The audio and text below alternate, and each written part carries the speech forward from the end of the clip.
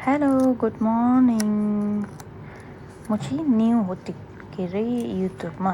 अन्त यो चाहिँ मेरो एभ्रिडेको रुटिन हो स्किन केयरको। अन्त स्किन केयर गरेर चाहिँ मेरो ड्युटी पुल जेल खालको भिडियो यो चाहिँ मेरो।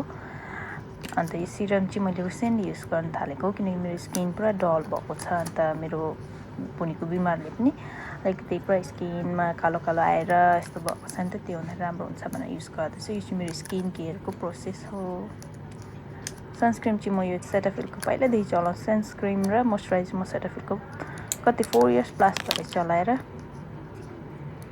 अन्त मजाले सनस्क्रिम किनकि यो मजाले ब्लेन्ड पनि हुन्छ। अन्त के भन्छ त्यो कस्तो त्यो मैला जस्तो निक्लिन्छ नि त्यस्तो खालको चाहिँ निक्लिँदैन, यो मजाले ब्लेन्ड हुन्छ नि त।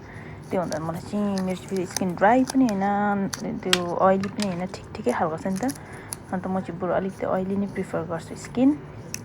अन्त मेरो स्किन केयर चाहिँ सकेँ। अन्त यो चाहिँ मेरो फाउन्डेसन, यो डबल लास्टिङ भन्ने फाउन्डेसन। यो चाहिँ मैले अस्ति भुटानबाट लिएर आएको होइन, बहिनीले राखेको छ नि त।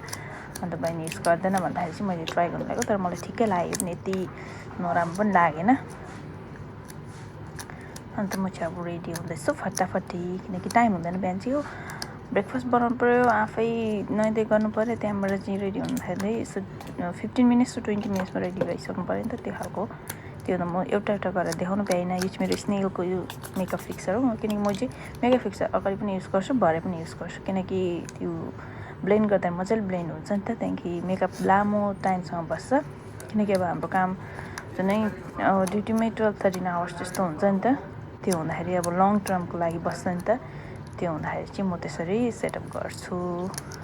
अन्त मैले अब पाउडरले सेटअप गरेँ, कता कता पसिना आउँछ, अलिक बिग्रिन्छ, त्यतातिर गरेँ हो। अन्त त्यसरी चाहिँ म रेडी हुँदैछु। अब पाउडर ब्लसर पनि माथिबाट लगाइदिएँ अलिकति ग्लोई देख्नुको लागि।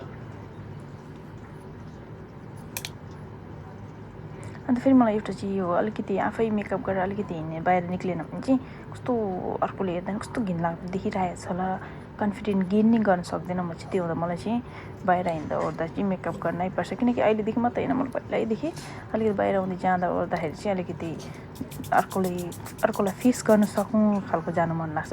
यो स्प्रे चाहिँ मैले नचला थुप्रो भएको थियो नि त, पहिला मैले सिनबाट किनेको थिएँ, तर मैले त्यो बोतल चाहिँ बिग्रेर मैले अर्कोमा युज गरेको थियो, र म चाहिँ युज गर्दिनँ भनेर छोडेको थिएँ नि त। भरे यसको पुरा आँखा पोल्दो रहेछ स्प्रेले त नि। यो चाहिँ मेरो काम गर्ने जग्गा हो। अब यस्तै हो मेरो, म आइपुगेको काममा।